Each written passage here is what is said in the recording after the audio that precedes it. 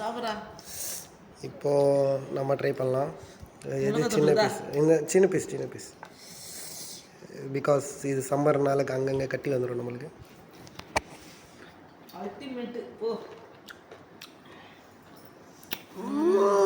அதனால தான் நான் சாப்பிட மாட்டேன்னு சொன்னேன். அல்டிமேட்.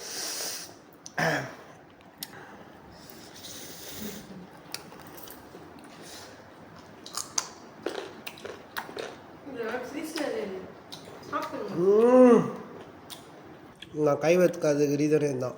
அப்படியா? சாப்பிட்டு இருப்பியா? இது எங்களுக்கு நீ சிரிக்காத ஆத்தா. It's awesome.